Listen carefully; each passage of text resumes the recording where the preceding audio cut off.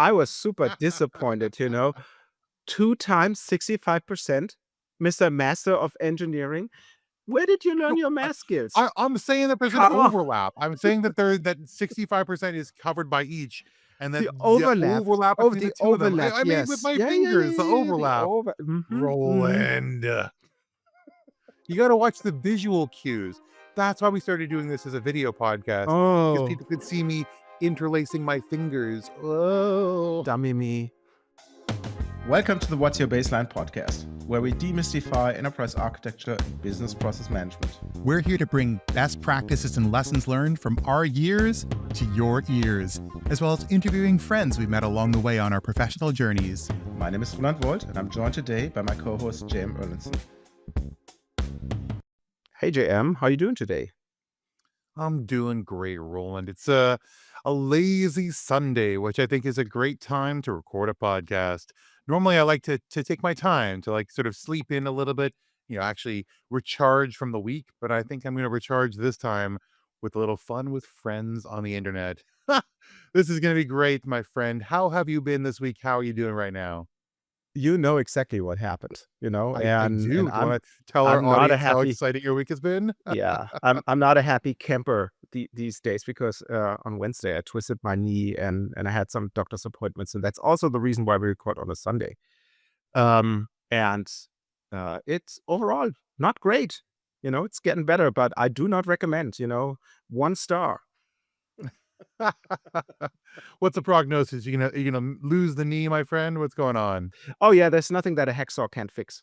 Right, but There we I are. think Ah.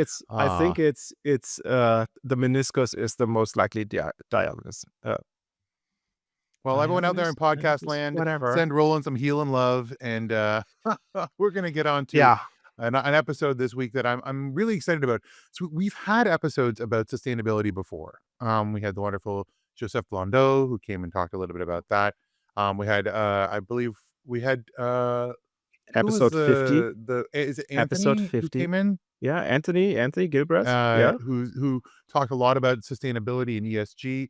And I think that that's a more high level conversation around what it means to allocate the right sort of like procedures in place to justify to a regulator how you are protecting the environment, or at least not harming the environment as you execute your processes. But there's a larger conversation at play, particularly in BPM, about what it means to be green and what it means to create green BPM programs. And I'm really excited because we brought one of our good friends along. So, ladies and gentlemen, please welcome to the podcast, Katharina. Welcome. Hey, yeah, thanks. Nice to be here. Thanks for the invitation. Yeah, we always wanted to have smart people on the podcast. That's why we invited you, and you actually know what you're talking about because when we talk about your background, you spent some significant time in universities. I heard, learning about all those, how the world works. So, Katharina, maybe you give us a little bit of a background of you and why we thought it would be a super great idea to bring you on the show. Yeah, okay. My background is that I studied biotechnology and at the Technical University from Berlin. I did my PhD in neurobiology, and then I founded 2 startups, one after another. And these led then to my third large place, leading full digitalized lab at the TU Berlin. So we had machine learning controlled lab producing insulin, for instance, and optimizing processes for the pharmaceutical industry. And after that, I changed to digitalizing business processes.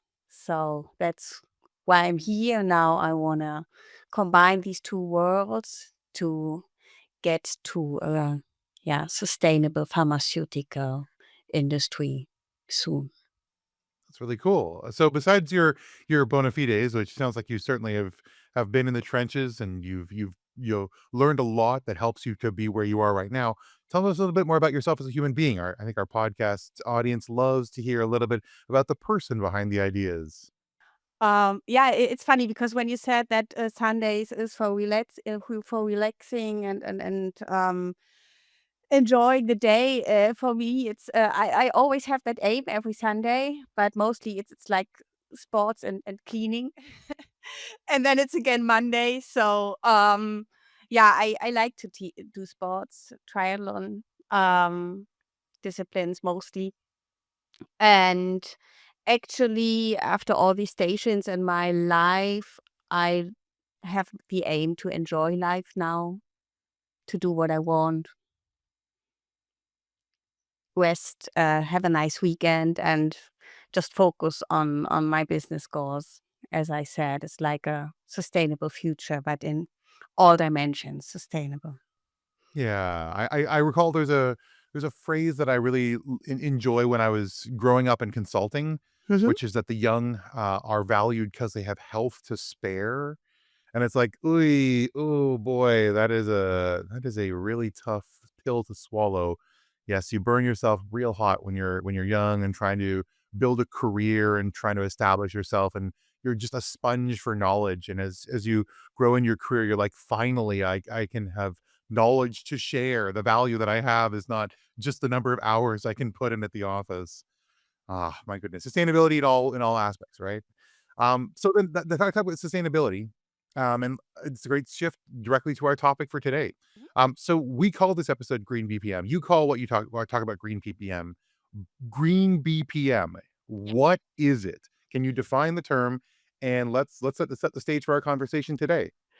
Yeah, to be honest, in practice, it's what we do every day. Yeah, we want to do our business processes as efficient as possible, as sustainable as possible, and also as economic as possible. So green BPM in general and defined by the literature is designing your business processes in a way that they meet the ecological goals. So you know the ESGs. So and you define like key ecological factors and you want to meet them in the end.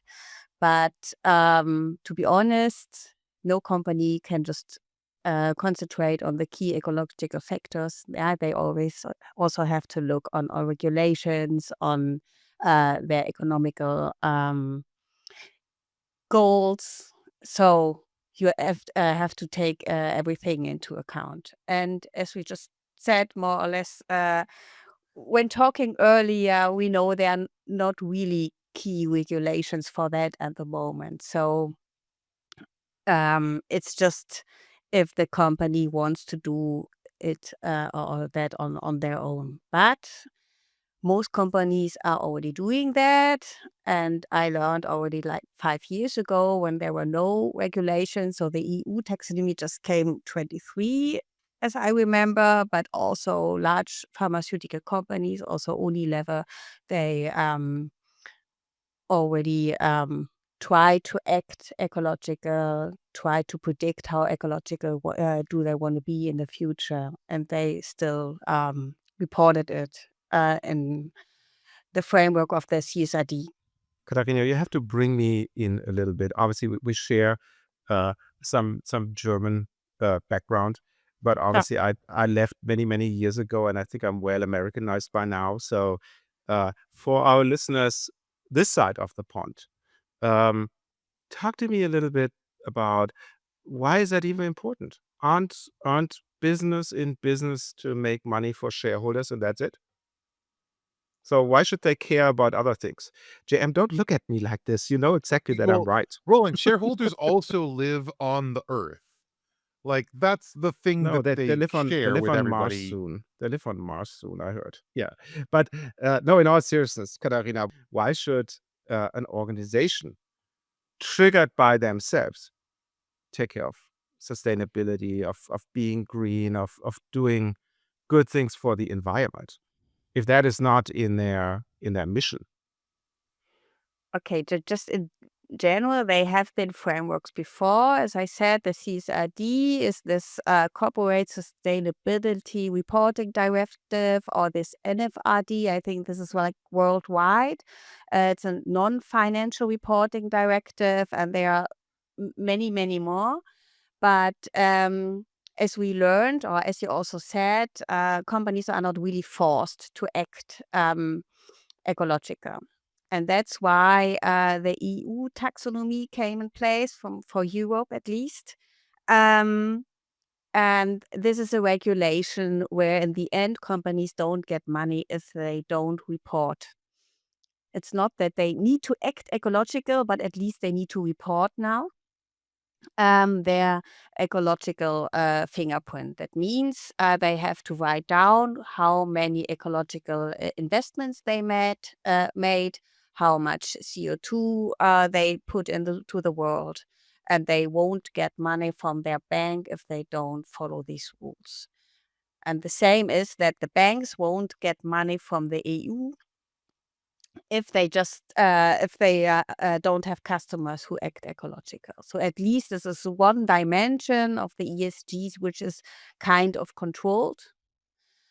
Of course, with the new governments, The priority mm, changed. I have to be critical. I don't know how to how to say it. Yeah, every political head treats that differently. That's why also now in Germany it was kind of if companies act ecological, they cannot make enough money, which is of course not true, but yeah, this is a point or a problem which we have to face now. And I think more or less companies will face a new problem, but just then 2 years later. Yeah, I think it's the frog in a slow boiling pot problem, that you don't see immediate effects. But when you think about it, it also makes, from an economical perspective, it makes sense. Say you're producing sugary soft drinks, right? You need clean water for this, right? You don't want to put lead in there or whatever nasty other stuff that might be there. So it has a big impact of where you put your factory, right? If that ecological resource is gone, or think about whatever forests and all that wonderful stuff.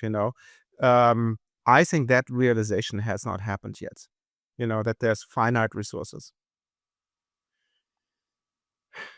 Well, but let's come back to the definition again on this. There are obviously different dimensions when we talk about sustainability in general. Can you enlighten us a little bit about what those three dimensions are and how they affect organizations? Just from the financial aspect, I liked your recent podcast where companies don't get money from VCs if they don't take into account this is climate or that the climate will change. I think will be the same in Germany, and that's where the ecological and economical dimensions come together when it goes to sustainability. So sustainability in general has three dimensions: the social, ecological, and economical sustainability, and they grab into each other. And this I could show when analyzing the pharmaceutical companies. So, for instance, social sustainability is that you take into account hiring not just white men, but also women, people with disabilities, and everything. Because you cut yourself off talent if you don't hire everyone. And for everyone, it's more or less logic, but I just said, okay, if you just don't hire one person because you have stairs in your office, but he or she would be a perfect fit, then you're stupid. It's then your problem in the end. Economical sustainability is sure for sure more or less clear. You have to found a company in a way that it stays liquid, that you can still hire personnel even in 5 or 10 years. Um, This disagrees more or less in a way with, for instance, biotech startups or pharmaceutical startups, because I don't know how to say it. They just get money the first 8 years. They don't make any revenue, but everyone knows that because they will be bought by a larger company later, and everyone knows that. Yeah, you have a really nice product which will heal, hopefully, like millions of people later, and of course, the production, everything. The research is really, really expensive, but you have a higher goal than somewhere in the end. But for every other company, you should take the economical side into account, that you go more or less. Or one way of treating that could be that you go slow, yeah, that you always look on your revenue, on your the money you spend where. It's something that's been bothering me about this whole approach here.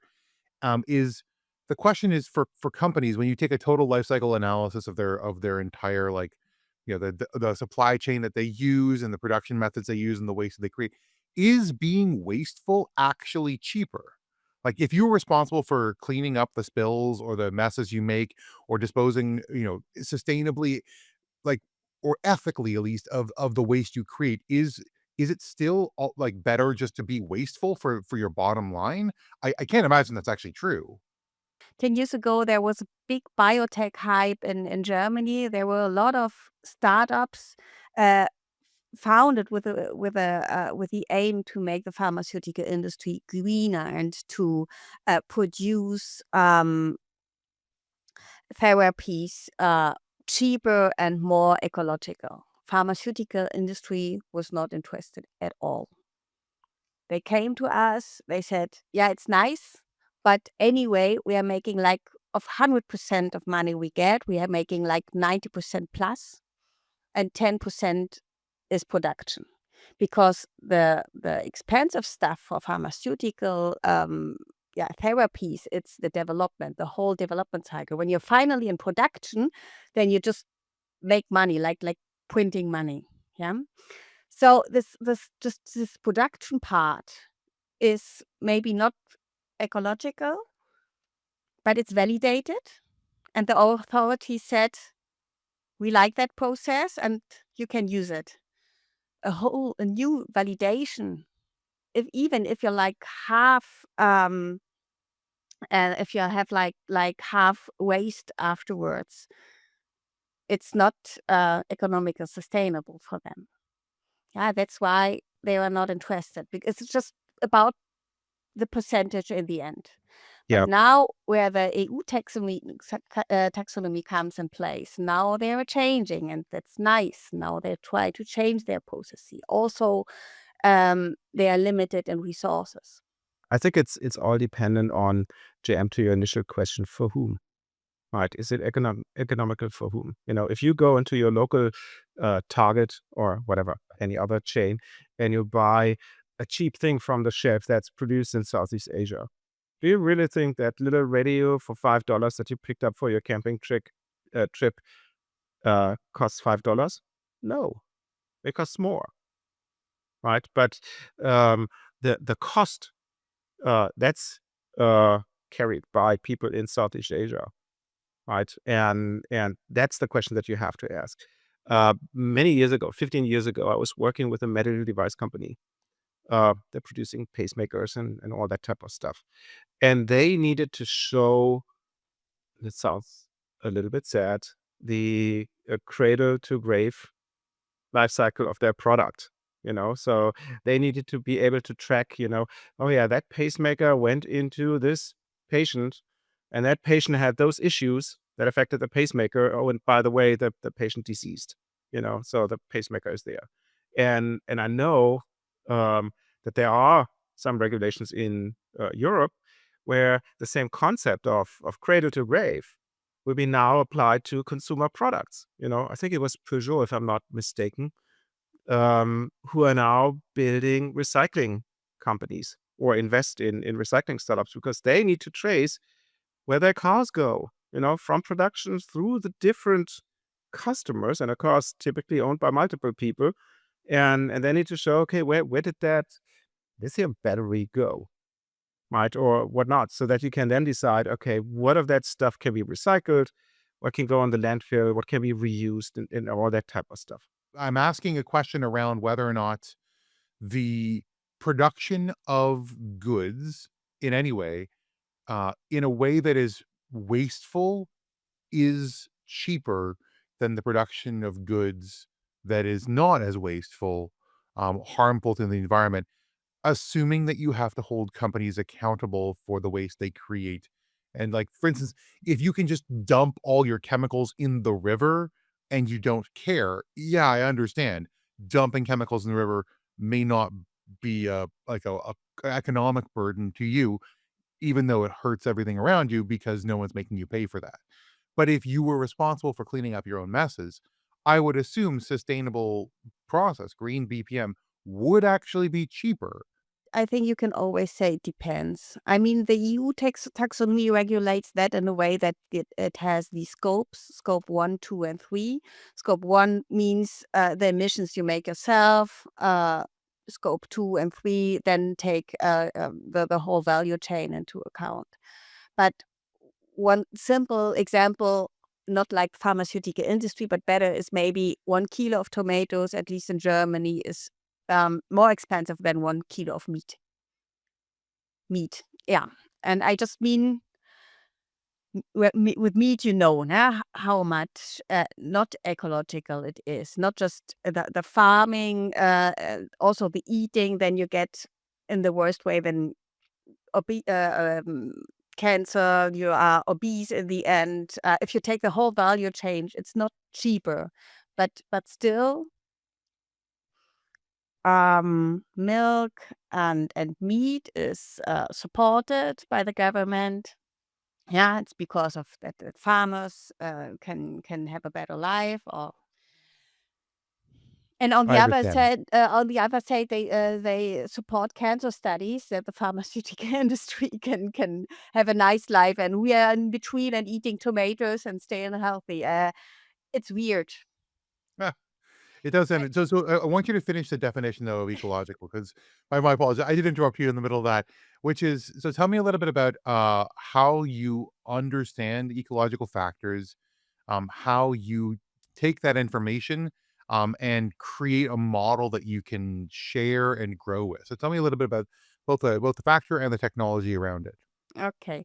Yeah, key ecological factors can be CO2 production, energy consumption, but and as I said, energy consumption by the process itself, but also energy consumption by your customers, or people delivering something. I mean, if you have a cheap, nice product, but it's all delivered by, I don't know, cars from all around the world and planes, and it's not ecological. Yeah, defining these factors, and then you put these factors. I just played around with Matusz, and I said, okay, can you do that? And he said, yeah, you just make like colorful bubbles on each process step, and then you write in CO2 or energy, and then I know how to compute that. And I said, okay, that's nice. I can work with that. Um, so that you define with for each process steps how much waste it produces, how much toxic waste it produces, CO2, energy. For chemical industry, it's also important water, because they use a lot of water, not just for cooling but also for diluting things. And then you can break it down to the whole value chain.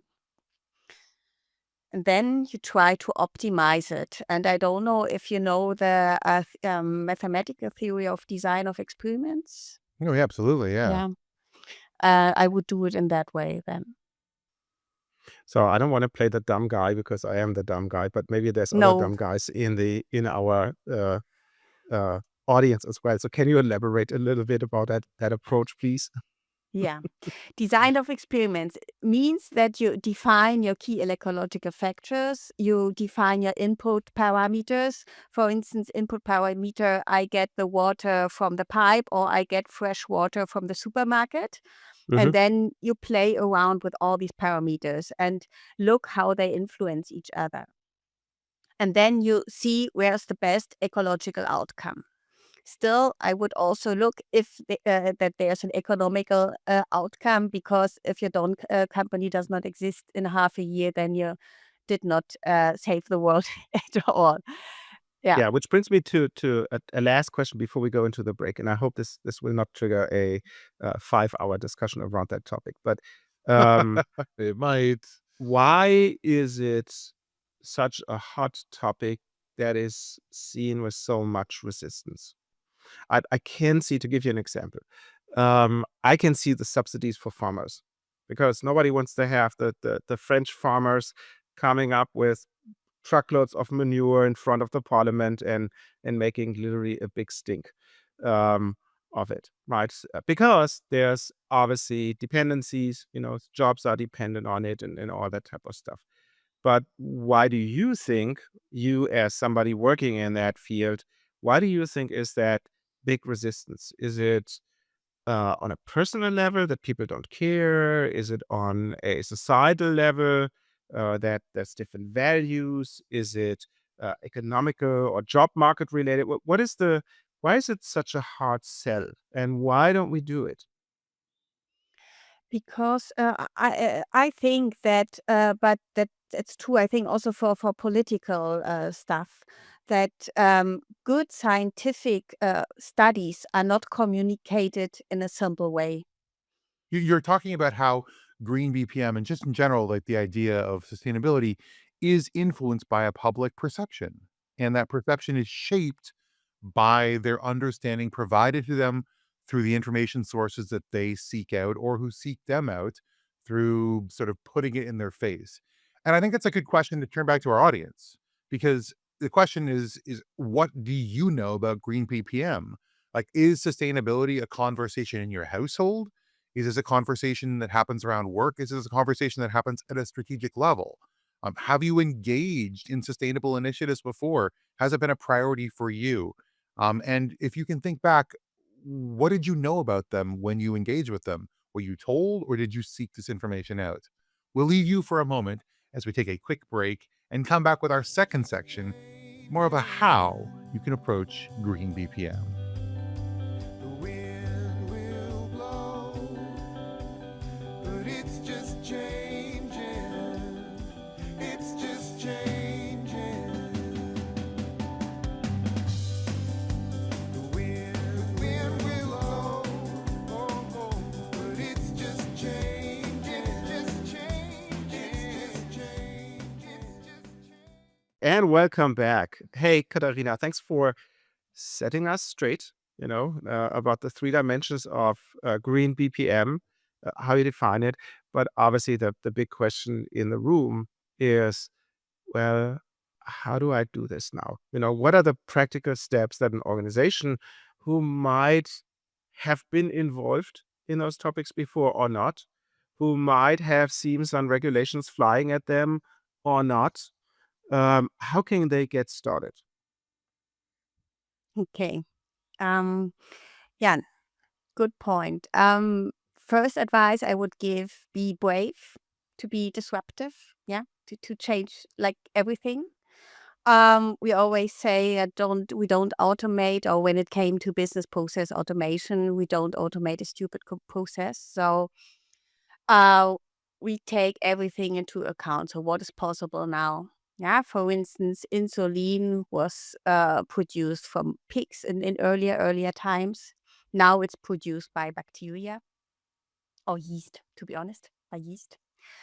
So by microbiological creatures who are doing it. So like the whole automobile industry is changing. We have drones. Yeah, see how you can optimize your supply chain. So um, when you take into account scope 1, 2, 3, then you should really look at the end-to-end process. So that means, what are your resources? What are you doing? What is the customer consuming? And what is the customer doing in the end? And One not sustainable example would be apps on the cell phone. They're not consuming a lot of energy, not on the cell phone or something, but the data is processed again and again, and yeah, and this is the high energy consumption in the end. Actually, I like the business motivation model. I Mhm. know I'm a full like biotech person, and I always said I don't like processes, but I don't like the business motivation model. So if you're taking your process and run it through this model, I think then you can easily see where are the problems, where are new regulations coming in, and how should you change your process. But I'm asking you, giving me an easy example. I just know biotech processes and I don't know, insurance and HR processes. We can just optimize any process, like producing tomatoes and delivering them to the Rewe supermarket in Berlin. So then the question is, when you're looking to optimize those processes, and I think this is fantastic, a business motivation model. I think you're the first guest to mention a BMM. That's a kind of cool uh, segue into sort of like the types of visualizations and the types of tools you use to get a handle on things. What do you do to assess where you can make the most difference in your organization? How do you go from, okay, I'd like to do green BPM. I'd like to make this process more sustainable, less waste, to, okay, here's where I can actually make change. Yeah, I think you just look at the as is process. Uh-huh. Many people say you should just look at the goal or at the objective and then optimize your process towards that goal. But still, if you look at the SE's process, you mostly see the main pollutants or the main problems. Even when you look at persons involved, yeah, why is there no mathematician at the process mining group or something? This is things you could just easily see. Yeah, by the way, this working interdisciplinary is a big point. Anyway, yeah, and then you look at the objective you want to have. Yeah, mostly it's getting the customer happy. This is at least the point you see in the literature. It's more important than any quality, yeah, quality assessment. And then you go through every step and see where can you optimize it best. And we can just take this tomato example and making tomato sauce. Yeah. Um, you could put it in a can. You could put it in a glass. Where do you get the glass from? Where do you get the can from? You know, Red Bull is producing like this has this wall-to-wall production. Um, this is a nice way, just saving energy and CO2, that you don't have these transportation ways in between. You can build alliances with other companies who have the same way of delivering to the supermarket. You can also reduce the amount of water in tomato sauce that the customer has to add additional water, then that's way the weight could be reduced. And if you have specialists from all yeah, from all dimensions, like mathematicians, biotech people who are actually taking care for the ingredients, I think then you will automatically turn out with the best optimized process. So I'm wondering how you analyze um, those as is situations and how messy they might be. So do you have a preferred framework that you follow or technique? Are you a lean person, a Six Sigma person, a process mining person, or do you like to talk with people and have a cup of coffee with them and figure out where the issues are? Because I think at the end of the day, you need to identify some improvement opportunities and at a later point in time, obviously sell them to the people who hold the purse, right, and give you money for that implementation. So, what is your approach on implementing or analyzing a situation that leads you to those implementation projects? How to better bring tomatoes to your customers? Yeah, you just said it. So I really like to talk to people. Mhm. And getting the staff members, I think it's the most valuable thing. It's just that in most companies, the staff, which is then mostly also talking to the customers, they don't have time, because this is the reason people want to digitalize their processes, because in 2 years they are running out of staff. Yeah. Um, so, but still, I try to get as close as possible. I don't really look at the processes which are already written down and Mhm. reported to the authorities, because usually they don't really match. So process mining, talking to staff is the way to go. And also the staff immediately they will tell you all um, problems they face, or all problems they see. They say, okay, mostly they can read it. For instance, sometimes you have to optimize an end-to-end process, but the initial recognition of the email, of the handwritten letter of the customer is the problem. Yeah. And they didn't report that to me at all. I was just digging deeper why this process is just landing in the wrong um, automation then in the end. So yeah. That's why I love the combination of process mining and interviews, Yeah. because they each tell half the story, or sorry, they each tell like 65% of the story, and the overlap between the two of them I think is really interesting. I always find people describing to me what I see in process mining as like it's not the whole story, and there's like so many things in the background. And then in process mining, I often tell people like, "Hey, you did this, right?" And they go, "Oh yeah, oh my goodness, I did." And like, so you're kind of prompting them and reminding them to have a conversation about what the real process is, and they love to complain.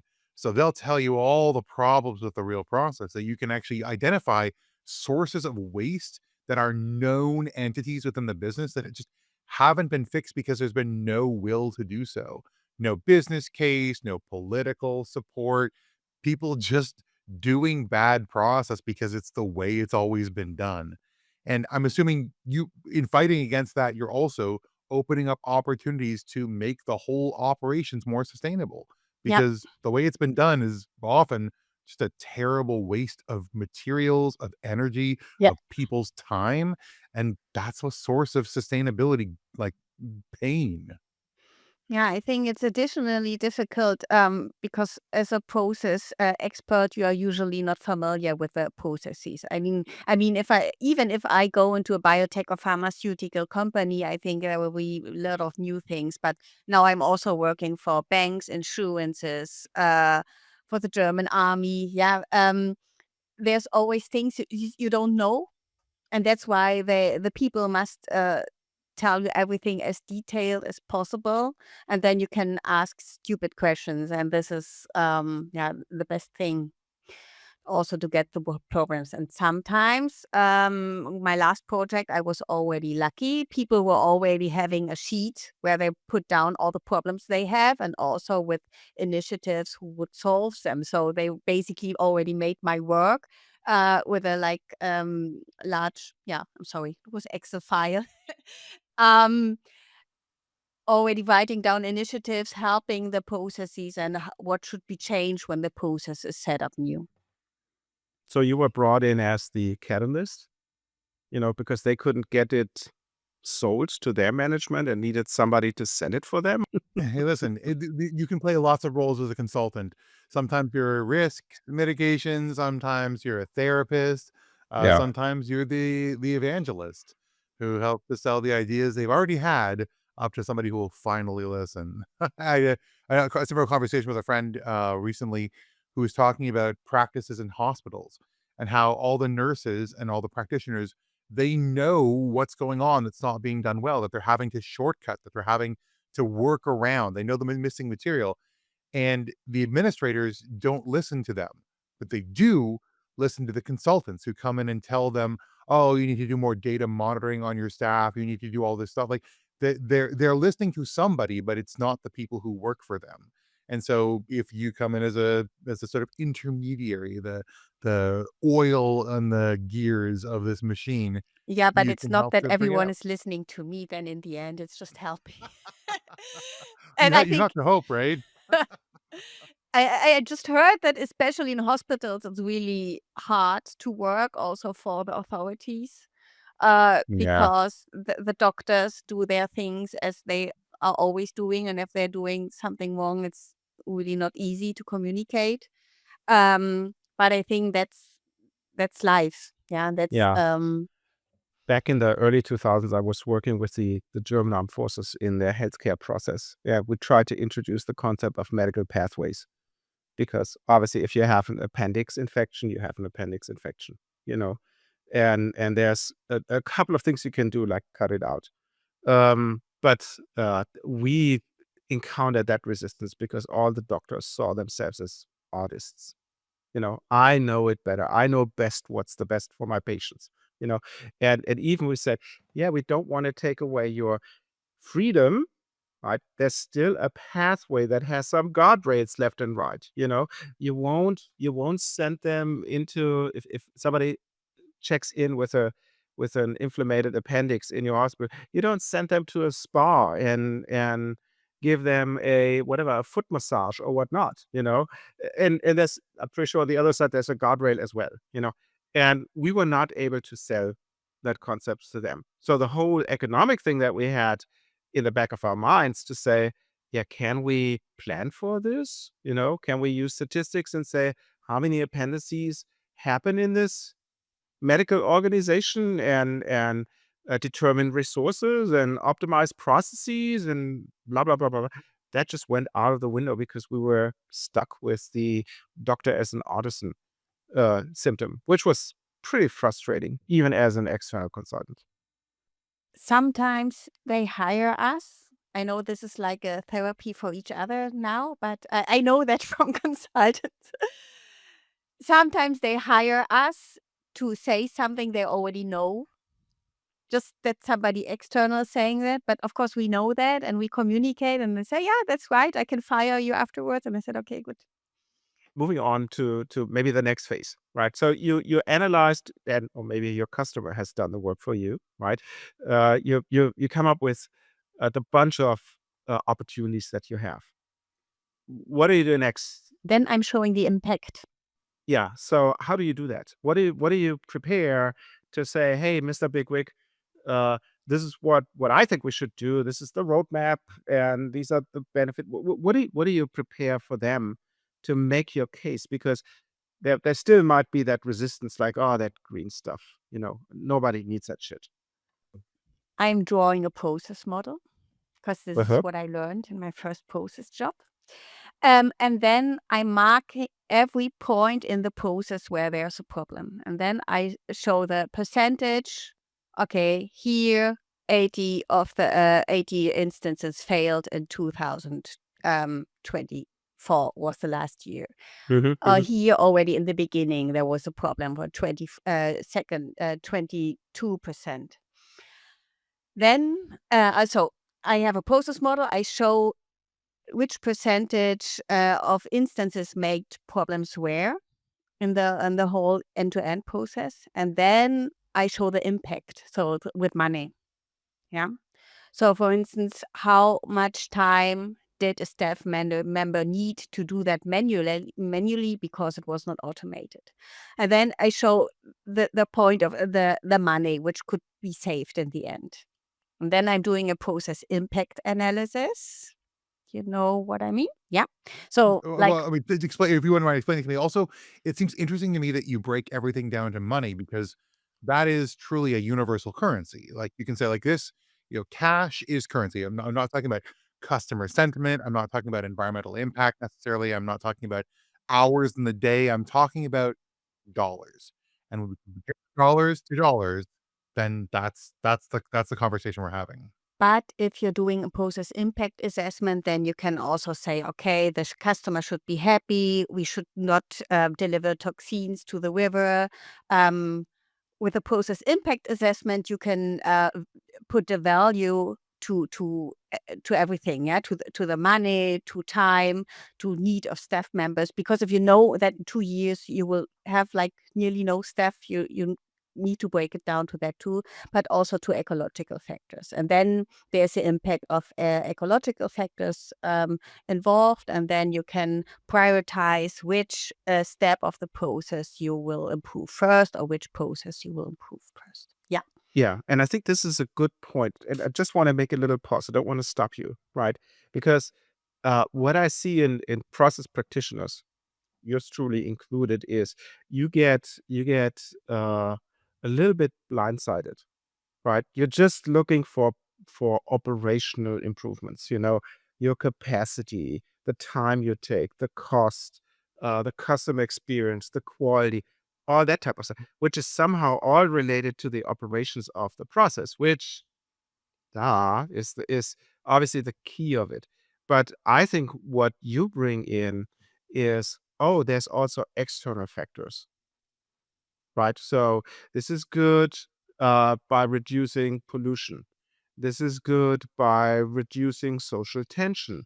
This is good by increasing employability, whatever, right? And I see that missing out or missing by people who do typical process analyses.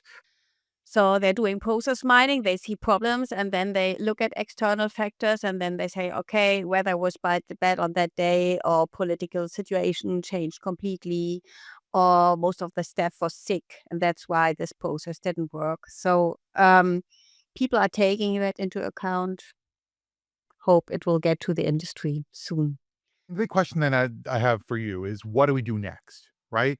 So if you're somebody watching this podcast or listening to this podcast and you think Green BPM is maybe an underserved function within your organization, what's the next step for an individual practitioner or a manager, a vice president of process, or even somebody at a very high level to enable a process program focused on sustainability? Actually, it's always the same. People should do their homework because every company now wants to integrate AI, right?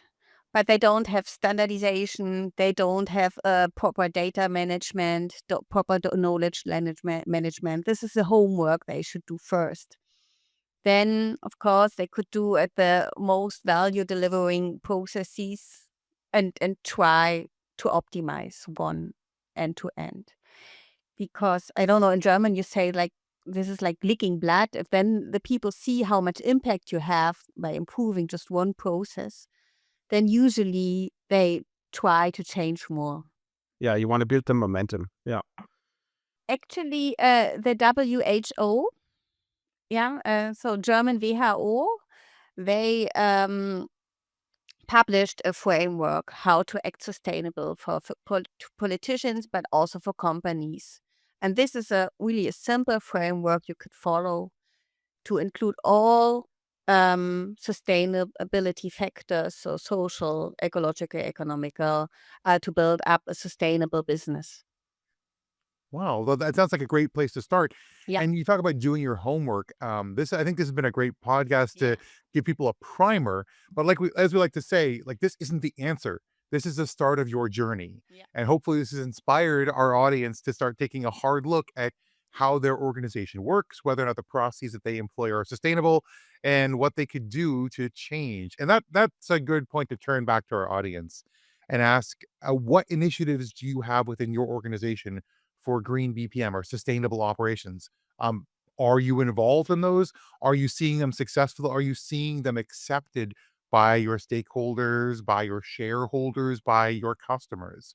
And if not, how can you do the work to help inspire the kind of behavior that you would like to see from the organizations that dominate the space of sustainability in the world? Let's leave you for a moment, come back with our final thoughts and conclusion for the episode as you think about Green BPM.